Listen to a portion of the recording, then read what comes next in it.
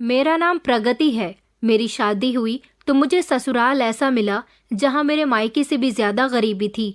मेरा पति रिक्शा चलाया करता था। अभी मेरी शादी को 2 महीने ही तो हुए थे। एक दिन एक बड़ी गाड़ी वाले ने मेरे पति को उसकी रिक्शा समेत कुचल दिया, जिसकी वजह से मेरा पति दोनों टांगों से लाचार हो गया था। मेरे पिता तो इस दुनिया से जा चुके थे, लेकिन माँ थी जो हमेशा ही बीमार रहती थी। उनको लगता था कि मैं अपनी बेटी की शादी अपने जीते जी कर दूं तो सुकून से मर सकूंगी।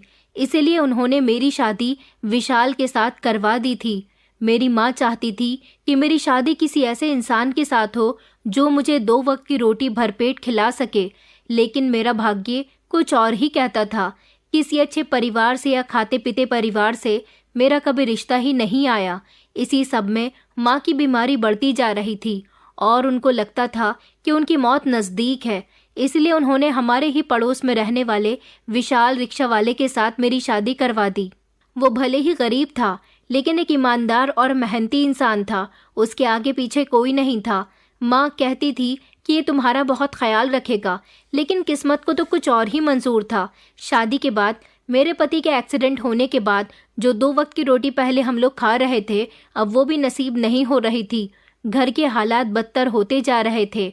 मेरा पति जो पहले रोज के 200-300 रुपए कमाकर हम दोनों का गुजारा कर लिया करता था, लेकिन अब वो किसी काबिल नहीं रहा था। मगर मैं ऐसे समय में अपने पति का साथ नहीं छोड़ सकती थी। मैंने उससे वादा किया था, मैं हमेशा तुम्हारे साथ हूँ, तुम्हारा ख्याल रखूंगी। उसका घर भी मेरे ही घर की तरह बहुत छोटा था, लेकिन इस छोटे से घर में हम लोग सुकून से रह रहे थे। अगर परेशानी थी तो वो ये थी कि पेट खाने को मांगता था। अब तो मेरे पति को भी दवाइयों की ज़रूरत होती थी। जिस समय मेरे पति का एक्सीडेंट हुआ था, डॉक्टर ने कहा था कि हम आपके पति की टांग काटकर उसका ऑपरेशन करके उसमें आर्टिफिशियल टांग लगा सकते हैं, जिससे वो चल सकेगा, लेकिन उसके लिए ज़्यादा खर्च आएगा। मगर मेरे पास इतने पैसे नहीं थे। मोहल्ले के लोगों ने एक्सीडेंट होने के बाद मेरे पति को अस्पताल में भर्ती करवा दिया था और सब लोगों ने थोड़े थोड़े पैसे डालकर उनका इलाज तो करवा दिया था, लेकिन कोई भी इतने पैसे नहीं दे सकता था जिससे मेरे पति का ऑपरेशन हो सके। उनके ऑपरेशन में बहुत सारे पैसों की ज़रूरत थी। पैसों की कमी की वजह से मेरे पति हमेशा हमेशा के लिए लाचार हो गए, जिसकी वजह से हमारे घर में बहुत सारी परेशानियां आ गई थी। मगर मैंने भी सोच लिया था कि अगर मेरा पति लाचार हो गया तो क्या हुआ, मेरे हाथ पैर तो सही सलामत है, मैं ही कोई काम कर लेती हूँ। मैंने लोगों के घरों में झाड़ू बर्तन करना शुरू कर दिया था, मगर इन छोटे छोटे घरों में मुझसे काम ज़्यादा लिया जाता था और पैसे कम दिए जाते थे। मैं चाहती थी कि मुझे किसी अमीर घर में नौकरी मिल जाए, जहाँ पर मुझे इतने पैसे तो मिल जाया करें जिससे मेरा और मेरे पति का गुजारा अच्छे से हो जाए। कई महीनों तक तो मैं छोटे मोटे घरों में काम करती रही, लेकिन फिर एक दिन मुझे मेरी एक जानने वाली ने एक बंगले में नौकरी का बताया, जहाँ पर नौकरानी की ज़रूरत थी। सुना था कि उन्हें झाड़ू पोछा करने के लिए एक नौकरानी और चाहिए थी।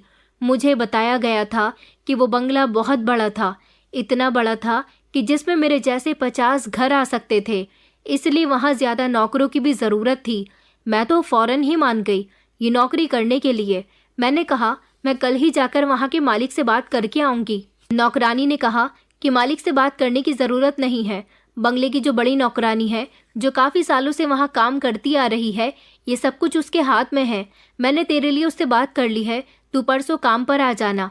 मैंने अपने पति को इस बारे में बता दिया था।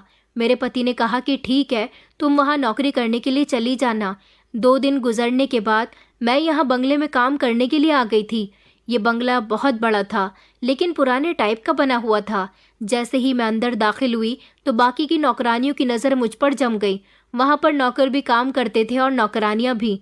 यहाँ आने के बाद मुझे ऐसा लग रहा था जैसे मैं कोई अजनबी चीज़ हूँ। यहाँ पर मौजूद लोगों की नज़रों में बड़ी ही अजीब सी उलझन थी, जैसे उन्होंने मुझे कहीं देखा हो। मैंने उनको नज़रअंदाज किया और सीधा अपना काम संभालने लगी। मुझे बताया गया था कि मुझे सबसे ज़्यादा साफ सफाई नीशू बेबी के कमरे की करनी है। नीशू बेबी इस घर की सबसे छोटी बेटी थी। मुझे कहा गया था कि मुझे उनका ख्याल भी रखना है, उनके खाने पीने का ध्यान भी रखना है और उनके कमरे की साफ सफाई भी टाइम से करनी है। नीशू बेबी एक मासूम भोली भाली और 13 साल की बच्ची थी। सुना था कि वो पढ़ाई में ज़्यादा दिलचस्पी नहीं लेती है। वो बहुत ज़िद्दी थी, इसीलिए उनके आगे पीछे नौकर घूमते रहते थे। बंगला बहुत बड़ा था, नौकरों को ढेर सारे काम होते थे, इसलिए उन्हें नीशू बेबी के लिए एक नौकरानी अलग से चाहिए थी। मुझे नीशू बेबी से मिलवा दिया गया था। वो पहली ही मुलाकात में मेरे साथ काफ़ी घुल मिल गई थी। उसके बाद वो मुझे अपने कमरे में ले गई थी। उन्होंने मुझे अपना कमरा दिखाया और कहा कि मुझे साफ सफाई बहुत ज़्यादा पसंद है। मैं अपने कमरे में ही सारे काम करती हूँ, खाना पीना, पढ़ाई और लगभग सभी काम। इस वजह से मेरे कमरे में बार बार गंदगी होती रहती है और ये सब कुछ मुझे पसंद नहीं है। मैंने उनसे कहा था कि आप फिक्र मत करो बेबी जी, मैं आपका बहुत ख्याल रखूंगी। आपने जैसा कहा है मैं आपके सारे काम किया करूंगी।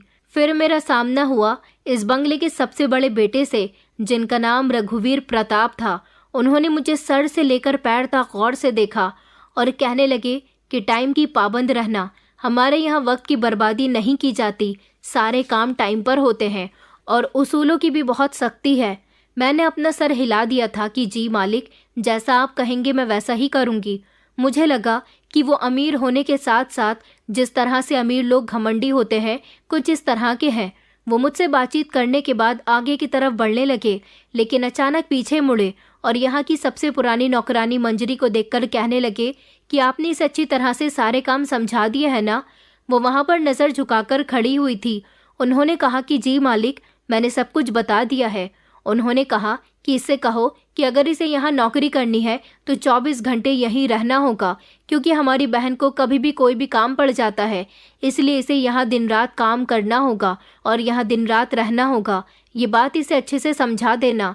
इस काम के बहुत पैसे मिलेंगे, लेकिन शर्त यह है कि नौकरी पूरे 24 घंटे की होनी चाहिए।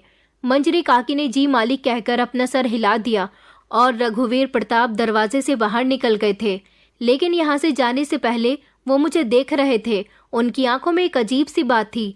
मैंने सोच लिया था कि मैं यहाँ मन लगाकर काम करूँगी, किसी को कभी कोई शिकायत का मौका नहीं दूंगी और ना ही किसी के पर्सनल मैटर में दखलंदाजी करूँगी।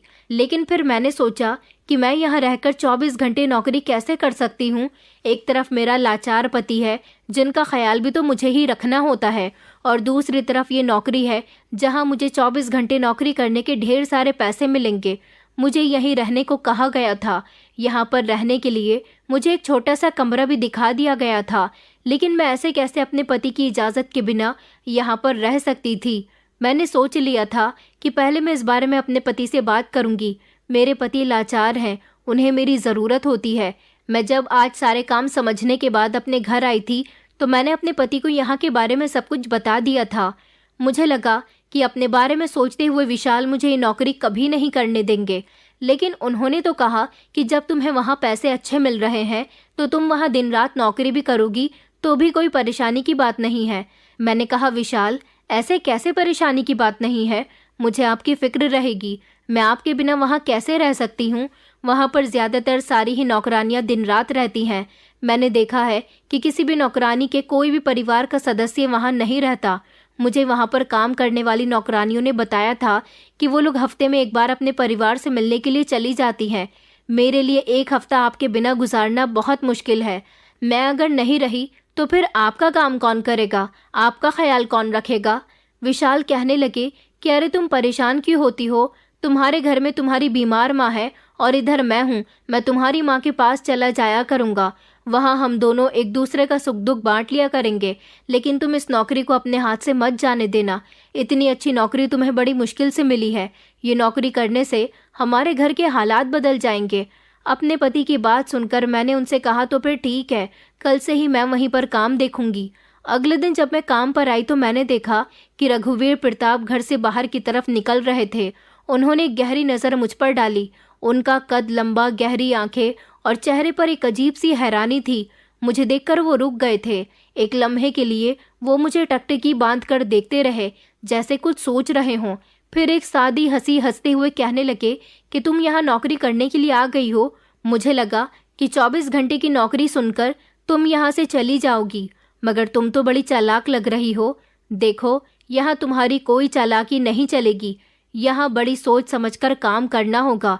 यहाँ के सारे ही नौकर हमारे बहुत वफादार हैं, तुम्हें भी यहाँ वफादारी से काम करना होगा। मैंने अपनी नज़र झुकाकर कहा कि जी मालिक, ऐसा ही होगा। उनके शब्दों से मुझे हैरानी हुई थी।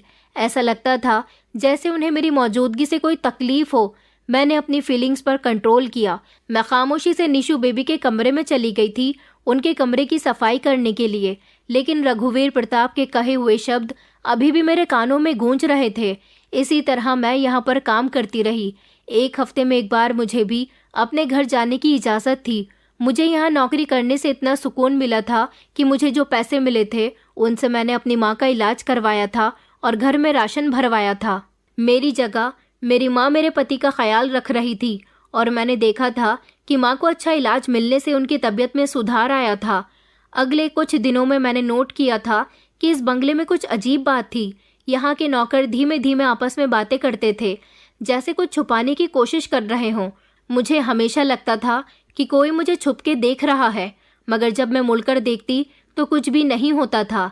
एक दिन जब मैं निशु बेबी के कमरे में मौजूद थी, उनके कपड़ों पर इस्त्री कर रही थी और वो अपने बिस्तर पर बैठी हुई पढ़ाई कर रही थी, तब रघुवीर प्रताप वहाँ पर आ गए और मेरे पास आकर कहने लगे कि तुम यहाँ ज़्यादा दिन नहीं रहोगी।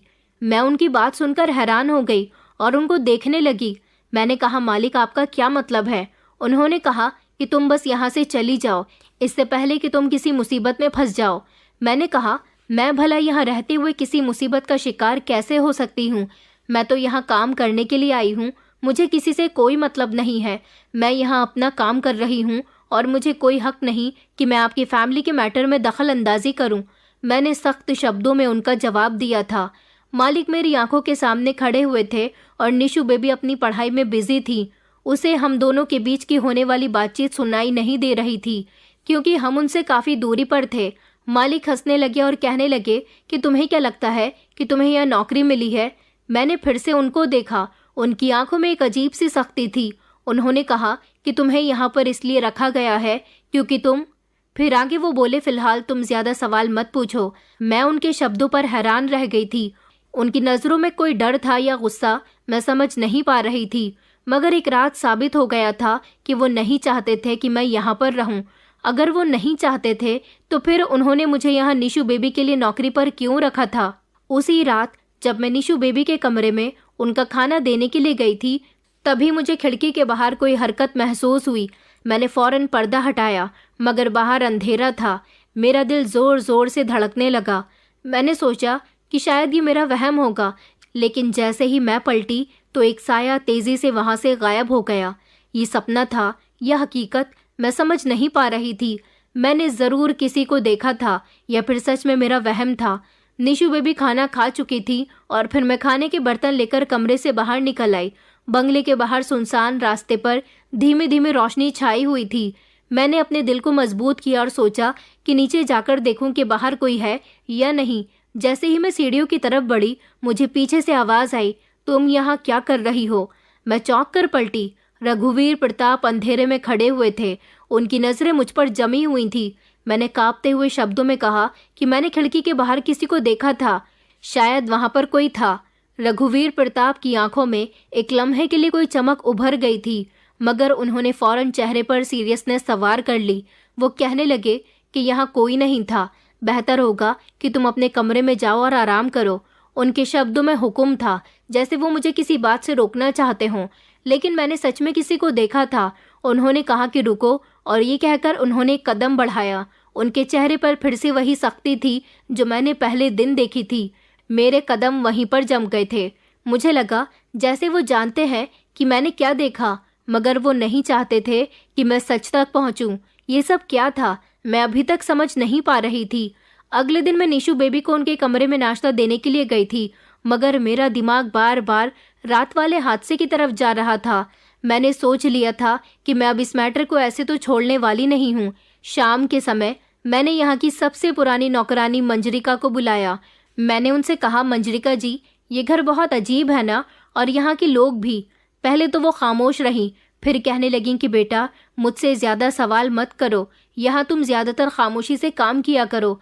इस घर में जो दिखाई देता है वो हकीकत नहीं होता, और जो हकीकत में है वो दिखाई नहीं देता।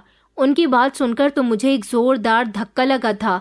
मैंने उनसे आगे भी कुछ पूछना चाहा, लेकिन मंजरी काकी तो तेज़ी से वहाँ से चली गई थी, जैसे मुझे कुछ बताना ही न चाहती हों। उसी शाम मैं निशु बेबी के साथ गार्डन में थी कि अचानक रघुवीर प्रताप मेरे रास्ते में आ गए और कहने लगे कि तुम अपनी हरकतों से बाज नहीं आओगी। उनकी बात सुनकर मैं उनको चौंक कर देखने लगी। मैंने कहा, मालिक, मैंने क्या किया है? उन्होंने कहा कि यहाँ किसी भी चीज को देखकर कोई सवाल मत करो। जो तुमने रात को देखा उसे भूल जाओ और कभी भी बंगले के सबसे ऊपर वाले पोर्शन पर मत जाना। मैंने हैरानी से कहा कि ऊपर वाला पोर्शन? उनकी आंखों में चमक उभर आई थी, जैसे उनके मुंह से गलती से ये सब निकल गया हो। उन्होंने फौरन से अपनी नज़र घुमा ली थी और वो वहां से चले गए थे। ये पहली बार था जब मुझे लगा कि यहाँ कुछ बहुत अजीब था। रात के समय मैं अपने कमरे में मौजूद थी। मुझे फिर से लगा कि जैसे मेरे कमरे के बाहर कोई साया है। इस बार मैं डरने के बजाय उसका पीछा करने लगी। वो साया तेजी से ऊपर की तरफ जा रहा था। मैं भी उसका पीछा करने लगी तो अचानक मेरे कदम रुक गए। ये वही ऊपर वाला पोर्शन था जिसके बारे में मालिक ने मुझे बताया था। मेरे दिल की धड़कन तेज हो गई। यहाँ पर ऐसा भी क्या था जिसे छुपाने की कोशिश की जा रही थी? मैं एक कदम आगे बढ़ी, लेकिन तभी किसी ने मेरा बाजू पकड़ लिया। मैंने कहा था ना कि यहाँ पर मत आना। रघुवीर प्रताप की एक जोरदार आवाज मुझे सुनाई दी। मैंने उनके हाथ से अपना बाजू छुड़वाने की कोशिश की, लेकिन वो गलती से मुझे पकड़े हुए थे। उन्होंने कहा, ये जगह तुम्हारे लिए नहीं है। वो गुर्राने लगे। मैंने कहा, तो फिर किसके लिए है? लेकिन उन्होंने मेरी बात का कोई जवाब नहीं दिया, बस मुझे बाजू से घसीटकर नीचे की तरफ लाने लगे। मुझे पता था कि मैं किसी खतरनाक सच की तरफ पहुंच चुकी हूँ। अब मैं पीछे हटने वाली नहीं थी, भले से ही मेरी नौकरी क्यों न चली जाती। रघुवीर प्रताप ने मुझे मजबूती से पकड़ा हुआ था।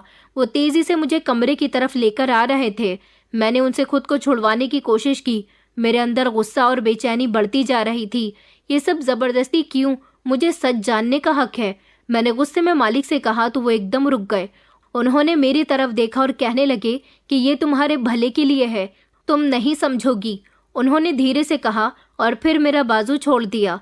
मेरे लिए या फिर किसी और के राज के लिए आप लोग जरूर मुझसे कुछ न कुछ छुपा रहे हो। रघुवीर प्रताप खामोश हो गए और पलटकर वहां से चले गए। मैं वहीं खड़ी रह गई थी। मेरे दिमाग में ढेर सारे सवाल घूम रहे थे। अगले दिन जब मैं निशु बेबी को तैयार करने के लिए उनके कमरे में जा रही थी, जब मंजरी काकी मेरे करीब आई, उनकी आंखों में बेचैनी थी। वो धीरे से कहने लगी, बेटा, तुम ऊपर वाली मंजिल पर क्यों गई थी? मैंने हैरानी से उनकी तरफ देखा और कहा कि आपको कैसे पता? वो डर रही थी कि कहीं उन्हें मुझसे बातें करते हुए कोई देख न ले। उन्होंने कहा कि बेटा, तुमने ऊपर जाने की हरकत कर दी है, अब तुम्हारी खैर नहीं है। मुझे तो डर लगने लगा था। मंजरी काकी तो ये बात बताने के बाद वहां से चली गई थी, लेकिन मैं सारी रात सो न सकी थी। मुझे नींद नहीं आ रही थी, इसलिए मैं फिर से ऊपर वाली मंजिल की तरफ बढ़ पड़ी। इस बार मैं बहुत सावधान थी ताकि मुझे कोई देख न ले। ऊपर वाली मंजिल पर एक बड़ा सा कमरा बना हुआ था जिस पर जंग से भरा ताला लगा हुआ था। ये कि ताला सिर्फ लटका हुआ था। मैंने दरवाजे को खोलने की कोशिश की तो वो खुल गया था। अंदर हर तरफ धूल और जाले थे। मुझे लगा कि काफी समय से यहाँ कोई नहीं आया हो, लेकिन फिर भी मुझे महसूस हो रहा था कि यहाँ पर कोई है। मैं जैसे ही आगे की तरफ बढ़ी तो अचानक मुझे ऐसा लगा जैसे यहाँ पर लकड़ी का दरवाजा है। मैंने झुककर देखा तो यहाँ सच में जमीन में एक लकड़ी का दरवाजा था। शायद यहाँ से रास्ता नीचे की तरफ जा रहा था। मैं अभी नीचे झुकी रही थी, अचानक मुझे आवाज सुनाई दी, तुम यहाँ पर क्या कर रही हो? मैंने चौंक कर देखा तो रघुवीर प्रताप खड़े हुए थे। इस बार उनके चेहरे पर सिर्फ गुस्सा नहीं था बल्कि डर भी था। उन्होंने कहा कि कितनी बार कहा है कि तुम इस पोर्शन से दूर रहो। मैंने कहा, आखिर आपने यहाँ क्या छुपा रखा है? उन्होंने कहा कि बस तुम्हें यहाँ नहीं आना चाहिए था। मैंने कहा, लेकिन क्यों? आखिर मेरे साथ ये सब कुछ क्यों हो रहा है? मैं जानना चाहती हूँ। उन्होंने कहा, तो फिर सुनो, तुम यहाँ से चली जाओ, वरना तुम्हें यहाँ रहते हुए कीमत चुकानी पड़ेगी। मैंने कहा, आपका क्या मतलब है? मगर उन्होंने मुझे इससे आगे की बात नहीं बताई और वो वहां से चले गए। उन्होंने मेरे दिल में शक पैदा कर दिया था। अगले दिन जब मैं निशु बेबी के कमरे में थी और सफाई कर रही थी, तब मैंने देखा कि वो अपनी किताब के एक पेज उलट रही थी। मगर जब मैं उनके करीब गई तब जल्दी से उन्होंने उस किताब को बंद कर दिया, जैसे वो कुछ छुपाने की कोशिश कर रही हों। मैंने उनको भांप लिया था कि वो अपनी उस किताब को कहाँ रख रही हैं। जब वो कमरे से बाहर गई तो मैं खामोशी से उनके कमरे में चली गई और मैंने उसी किताब को खोल कर देखा कि उसमें आखिर ऐसा भी क्या है। मैंने देखा कि ये तो प्रॉपर्टी के कागजात थे जिसमें वसीयत लिखी हुई थी। मैं राजवीर प्रताप अपने होशो-हवास में अपनी सारी जायदाद अपनी सगी के नाम करता हूँ। ये सगी बेटी कौन थी? उसका नाम इस वसीयत में मिटा हुआ था, जैसे किसी ने उसे पेन से काट दिया हो। क्या ये वो चीज थी जिसे निशु बेबी मुझसे छुपाने की कोशिश कर रही थी? क्या वो ये राज था जो उस साए से जुड़ा हुआ था? मेरी समझ नहीं आ रहा था कि आखिर इस घर में हो क्या रहा है। इस छोटी सी बच्ची के पास ये जायदाद की वसीयत कहाँ से आई? फिर मैंने सोचा कि मेरे सवालों का जवाब सिर्फ एक ही इंसान दे सकता है। मैं वो पेपर लेकर रघुवीर प्रताप के पास चली गई और उनसे कहा कि मालिक देखिए, ये सब क्या है? उन्होंने कागज की तरफ देखा और उनके चेहरे का रंग बदल गया।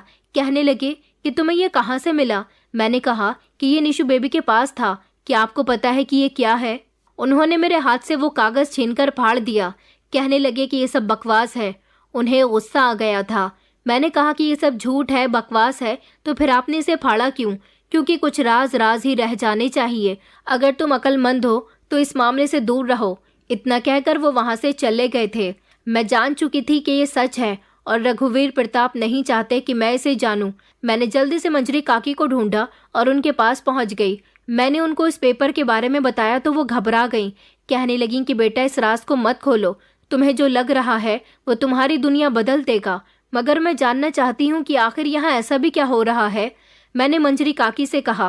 पहले उन्होंने हर तरफ देखा, फिर कहने लगी कि कुछ सालों पहले इस बंगले में एक हादसा हुआ था जिसे सबने दफन कर दिया। अगर वो हकीकत बाहर आ गई तो कई जिंदगियां बर्बाद हो जाएंगी। मैंने कहा, कौन सी हकीकत? उन्होंने कहा कि मैं नहीं बता सकती, बस इतना जान लो कि तुम यहाँ जितनी देर रहोगी उतनी ज्यादा खतरे में पड़ जाओगी। रात के समय मैंने बंगले के अलग अलग कमरों की तलाशी लेने का फैसला किया। मुझे कहीं ना कहीं सच का सुराग जरूर मिलना था। जैसे ही मैं पुराने स्टोर रूम में दाखिल हुई, मेरी नज़र एक लाल रंग के पर्दे पर पड़ी जो दीवार के साथ लगा हुआ था। मैं आगे बढ़ी और मैंने पर्दा खींच दिया। मेरे कदम वहीं पर जम गए। मेरे सामने एक लकड़ी का दरवाज़ा था जो बाकी सारे दरवाजों से छोटा था। शायद इसे छुपाकर बनवाया गया था। ये दरवाज़ा कहाँ जाता था और क्यों, उसे सबकी नज़र से छुपाया गया था। मैंने सांस अंदर खींची और दरवाजे पर हाथ रखा। मैंने जैसे ही उसे खोलने की कोशिश की तो पीछे से फिर मुझे एक आवाज़ आई कि दरवाज़ा मत खोलो। मैं चौंक कर पलट गई। मालिक मेरे पीछे ही खड़े हुए थे। उनके चेहरे पर डर था और उनकी आंखों में गुस्सा था। मैंने कहा, क्यों? आखिर मुझसे क्या छुपाया जा रहा है? उन्होंने कहा कि ये तुम्हारे जानने की चीज़ नहीं है। मैंने कहा, तो फिर ये दरवाज़ा यहाँ क्यों है और क्यों छुपाया गया है? मैं तो इसे खोलकर रहूंगी। उन्होंने कहा कि देखो, अब मैं एक बहुत बड़ा फैसला करने जा रहा हूँ। अगर तुमने ये दरवाज़ा खोला तो तुम कभी सुकून से नहीं रह सकोगी। वो न सिर्फ मुझे दरवाज़ा खोलने से रोक रहे थे बल्कि बचा भी रहे थे। मैंने उनकी एक न सुनी और एक झटके से दरवाजे का हैंडल घुमा दिया। उन्होंने मुझे रोकने की काफ़ी कोशिश की। शायद उन्हें अंदाज़ा हो गया था कि मैं रुकने वाली नहीं हूँ। जैसे ही मैंने दरवाज़ा खोला तो एक अजीब सी बदबू मेरी नाक से टकराई थी। चारों तरफ अंधेरा था। मैं हाथ से दीवारें टटोलकर अंदर की तरफ जाने लगी। मुझे दीवार पर महसूस हो गया था और लाइट का बोर्ड दिखाई दे गया था। मैंने जैसे ही बटन दबाया तो रोशनी हो गई थी, लेकिन रोशनी के साथ एक भयानक हकीकत मेरे सामने खुलकर आ गई थी। मेरी तो चीख निकल गई। वहाँ एक औरत बैठी हुई थी, बड़ी ही गंभीर अवस्था में। उसको जंजीरों से बांधा हुआ था। बाल बिखरे हुए थे, कपड़ों पर गंदगी जमी हुई थी, जैसे वो कई सालों से यहाँ कैद हो। मैंने पलटकर मालिक की तरफ देखा जो दरवाजे के बाहर खामोश खड़े हुए थे। मैंने कहा, ये औरत कौन है? उन्होंने धीरे धीरे कदम बढ़ाया और एक नरम आवाज में कहा कि ये मेरी माँ है, जिसे मेरे पिता ने यहाँ कैद करके रखा। ये सुनकर मेरी आंखें हैरानी से फैल गई।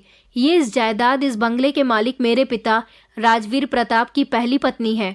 कुछ सालों पहले मेरे पिता ने दूसरी शादी की तो उन्होंने मेरी माँ को इस घर से गायब कर दिया। सबको यही लगता था कि वो मर चुकी हैं, मगर हकीकत यहीं पर कैद थी। मैंने कहा, मगर ऐसा क्यों किया आपके पिता ने?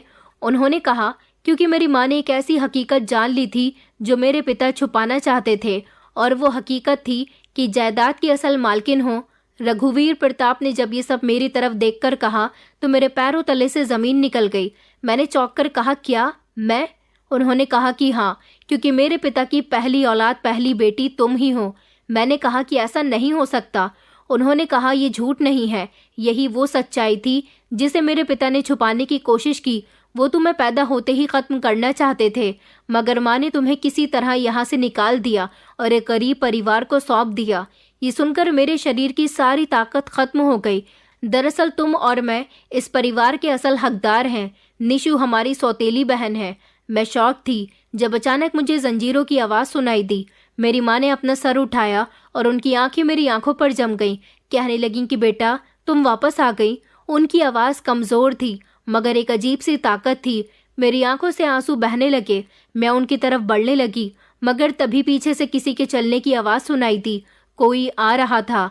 रघुवीर प्रताप ने पीछे पलटकर देखा। उन्होंने कहा कि हमें कुछ करना होगा। हम जल्दी से वहां से निकलने लगे मगर जैसे ही हम दरवाजे के बाहर निकलने लगे, सामने राजवीर प्रताप मतलब मेरे पिता खड़े हुए थे। उनके चेहरे पर गुस्सा था और आंखों में सख्ती थी। मेरे तो सांस रुकने लगी। उन्होंने कहा, तो तुम्हें सब पता चल गया है? उनकी आवाज़ में जहर मिला हुआ था। मैंने घबराकर रघुवीर प्रताप की तरफ देखा मगर वो खामोश खड़े रहे। राजवीर प्रताप मेरी तरफ देखकर कहने लगे, अब तुम्हारे पास दो ऑप्शन है, या तो तुम यहाँ से चली जाओ या फिर तुम्हारा अंजाम भी वही होगा जो तुम्हारी माँ का हुआ है। मेरा दिल जोर जोर से धड़क रहा था। उन्होंने कहा कि तुम भी हमेशा के लिए कैद हो जाओगी। अब फैसला तुम्हारे हाथ में है। मैंने सोचा कि क्या मैं यहाँ से भागकर अपनी जान बचाऊं या मैं यहाँ रुककर अपनी पहचान के लिए लड़ूंगी। मेरी जिंदगी का सबसे बड़ा इम्तिहान होने वाला था।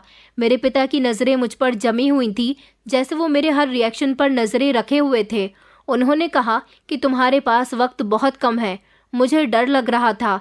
मेरे दिमाग में कई सवाल घूम रहे थे, पर मैं जानती थी कि अब ये लोग मुझे जिंदा नहीं छोड़ेंगे। मैंने देखा कि मेरा भाई खामोश खड़ा हुआ था।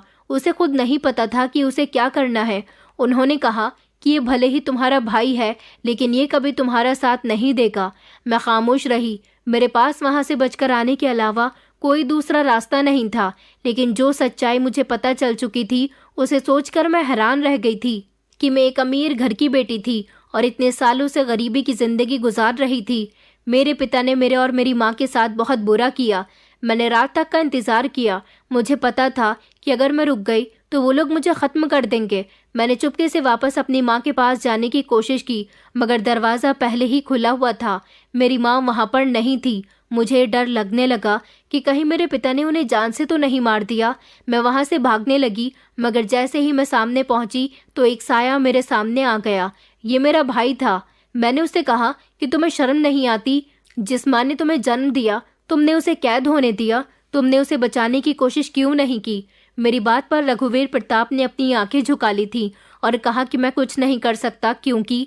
इतना कहकर जल्दी से उन्होंने मेरा गला पकड़ लिया और वो जोर जोर से हंसने लगे। कहने लगे कि तुम्हें क्या लगता है कि हमारा पिता जिंदा है? वो आदमी हमारा पिता नहीं है। उस आदमी को तो मैंने तुम्हारे सामने एक्टिंग करने के लिए कहा था क्योंकि तुम्हें सब पता चल गया। मैंने कहा छोड़ो मुझे, मगर वो मेरा गला मजबूती से दबा रहा था। अब मैं क्या करती? मेरी कुछ समझ नहीं आ रहा था। मुझे समझ आया कि इस इंसान ने मुझसे झूठ बोला है। मेरी माँ को इसने ही कैद किया है। उसने कहा, मैं कई सालों से तुम्हारा इंतज़ार कर रहा था। मुझे नहीं पता था कि मेरे पिता ने तुम्हें कहाँ और किस परिवार को सौंप दिया, लेकिन जब तुम यहाँ आई तो मैंने तुम्हें बहुत रोकने की कोशिश की, समझाने की कोशिश की कि तुम यहाँ से चली जाओ और ये सब कुछ जैसे चल रहा है वैसा ही चलता रहे। सारी जायदाद जिस तरह से मैं इस्तेमाल कर रहा हूँ वैसे ही इस्तेमाल करता रहूँ, लेकिन तुमने यहाँ आकर सब कुछ बर्बाद कर दिया। लेकिन मैं अब खामोश नहीं रहूँगा। मैं तुम्हें जान से मार दूंगा। तुम्हें तुम्हारी माँ के साथ कैद कर दूंगा। तुम्हारी माँ को मैंने दूसरी जगह कैद कर दिया ताकि वो किसी को सच्चाई न बता सके। दरअसल तुम्हारी माँ मेरी सौतेली माँ है और मैं अपने पिता की दूसरी पत्नी का बेटा हूँ। तुम्हारे पिता ने मेरी और मेरी माँ के साथ गद्दारी की थी। उन्होंने मरने से पहले सारी जायदाद तुम्हारे नाम पर कर दी और तुम्हें हमारे हवाले छोड़कर चला गया। लेकिन मेरी माँ ने सोचा कि अगर तुम बड़ी हो गई और तुम्हें ये बात पता चली कि ये सब कुछ तुम्हारे नाम पर है तो तुम हमसे ये सब छीन लोगी। इसलिए उन्होंने तुम्हारी परवरिश करने के लिए तुम्हें किसी गरीब परिवार को दे दिया था और तुम्हारी माँ को मेरी माँ ने कैद कर दिया था कि कभी तुम्हारी माँ के बारे में किसी को पता चल ही न सके। मैंने तुमसे झूठ बोला कि ये सब कुछ तुम्हारे पिता ने किया था, लेकिन तुम्हारे पिता तो वसीयत तुम्हारे नाम करके मर चुके थे, जिसकी सज़ा तुम्हें और तुम्हारी माँ को भुगतनी पड़ी। मगर अब ये सब कुछ नहीं चलेगा। मैं तुम्हें जान से मार दूंगा। निशु मेरी बहन है। किस्मत तुम्हें यहाँ तक ले आई है। मैं तुम्हें पहली नज़र में देखते ही पहचान गया था कि तुम ही वो लड़की हो जो इस सब की असल मालकिन हो, क्योंकि तुम्हारा चेहरा जिस तरह से बचपन में था, जवानी में भी बिल्कुल ऐसा ही है। तुम बिल्कुल भी नहीं बदली। अब तुम जिंदा नहीं बचोगी। और वो वसीयत के पेपर निशु के पास इसलिए आए थे क्योंकि हमने उसे भी बता दिया था कि तुम हमारी सौतेली माँ की बेटी हो, और हमारे पिता ने कभी हम दोनों भाई बहन का ख्याल नहीं किया। उन्होंने अपना सब कुछ तुम्हारे नाम पर कर दिया, इसलिए निशु तुमसे नफरत करती है। उसने प्रॉपर्टी के पेपर्स फाड़ दिए, और जब से तुम यहाँ पर आई हो वो तुम्हें मारने की प्लानिंग बना रही है, लेकिन तुम बहुत जल्दी मरना चाहती हो, इसलिए तुम्हारी मौत मेरे हाथों लिखी है। फिर समझ नहीं आ रहा था कि मैं क्या करूं। रघुवीर प्रताप ने मेरे गले को मजबूती से पकड़ा हुआ था। मेरा दम घुटता हुआ महसूस हो रहा था। मेरे मुंह से कोई आवाज नहीं निकल रही थी। मैं चिल्लाने की कोशिश कर रही थी, हरकत करने की कोशिश कर रही थी, लेकिन मेरा शरीर बेजान हो गया था। मेरी आंखों से आंसू नहीं रुक रहे थे। सामने खड़ा इंसान मेरी माँ का बेटा नहीं था, बल्कि मेरी सौतेली माँ का बेटा था, जो लगता तो मेरे पिता के ही खून का था, लेकिन उसने खून कभी भरम नहीं रखा और अपनी बहन को मारने पर उतर आया था। मेरे इस घर में आ जाने के बाद तो मुझे भटकाया जा रहा था ताकि मैं इस घर से बिना सच्चाई जाने खामोशी से चली जाऊं, लेकिन अब मैं ऐसा होने नहीं दे सकती थी। मैं कुछ भी करके अपने हक के लिए लड़ना चाहती थी। निशु और रघुवीर प्रताप दोनों ही मेरी जान के दुश्मन बने हुए थे, मगर कैसे? मैं ये सब कुछ कैसे करूं? अपनी माँ को कैसे बचाऊं? रघुवीर प्रताप ने मुझे एक और खबर सुनाई। उसने कहा कि तुम जानना चाहती हो कि तुम्हारी माँ कहाँ पर है। मैंने तुम्हें सच्चाई पता चलने के बाद ही उनको यहाँ से गायब करवाकर उनकी लाश को नदी में फेंक दिया। तुम्हारी माँ अब इस दुनिया में नहीं है, क्योंकि वो तुम्हें देखते ही पहचान गई थी, और मैं जानता था कि तुम बहुत चालाक लड़की हो। तुमने अपनी माँ को देख लिया तो मुझे फंसाने की कोशिश ज़रूर करोगी, मगर अब तुम्हारे पास वक्त बहुत कम है। वो मेरा गला मजबूती से दबाए जा रहे थे और मैं उनसे खुद को छुड़ाने की कोशिश कर रही थी। ये सब कुछ मेरे लिए मामूली नहीं था, मगर मैं ऊपर वाले से प्रार्थना कर रही थी कि बचपन से लेकर अब तक मैंने बहुत सारी कठिनाइयों का सामना किया। अब तो आपको मेरी मदद करनी ही होगी, लेकिन मदद कहाँ से आएगी? रात का समय था, किसी को नहीं पता था कि मैं किसी मुसीबत में उलझी हुई हूँ, मगर ऊपर वाला तो सब कुछ देख रहा है। अचानक शोर की आवाज़ आने लगी और ये कहर मुझे अपनी तरफ आता हुआ महसूस हो रहा था। जैसे ही रघुवीर प्रताप को लगा कि शोर की आवाज़ सुनाई दे रही है, तो उन्होंने अपने हाथ को नरम करना शुरू कर दिया। मुझे सांस आने लगी, लेकिन जब मैंने देखा तो घर के सारे नौकर मुझे बचाने के लिए आ रहे थे। नौकरों ने सुन लिया था कि रघुवीर प्रताप मेरे साथ क्या करने जा रहे हैं, और अब तक वो मेरी माँ, मतलब कि इस घर की असली मालकिन के साथ क्या कर चुके हैं। इस इंसान की माँ तो मर गई थी, लेकिन ये दौलत के लालच में आकर मुझे और माँ को रास्ते से हटा देना चाहता था। ये मेरी माँ को तो मारने में कामयाब हो गया था, लेकिन मेरी मौत इसके हाथों नहीं लिखी थी।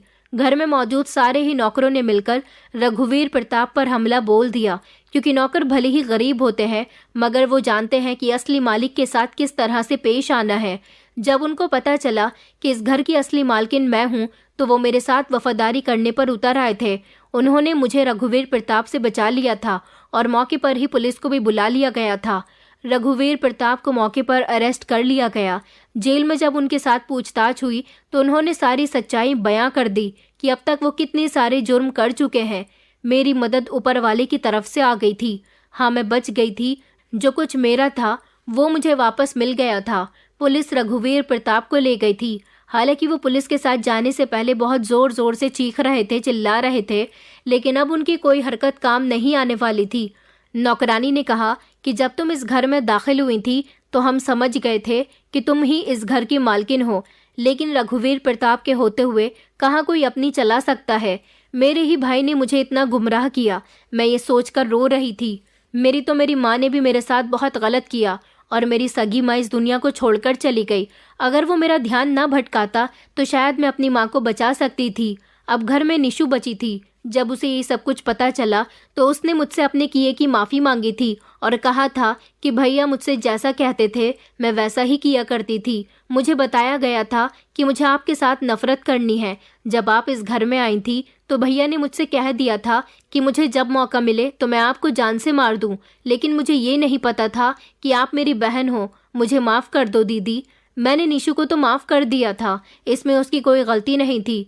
कुछ समय के बाद मैं अपने पति और माँ को लेकर यहाँ आ गई और फिर हम सब लोग एक साथ खुशी खुशी रहने लगे। कुछ समय पहले जो मैं इस घर में नौकरानी बनकर आई थी, अब इस घर की मालकिन बन गई थी। मेरे पति की खुशी का तो कोई ठिकाना ही नहीं था। उन्होंने कहा कि ऊपर वाले के फैसले वही जानता है।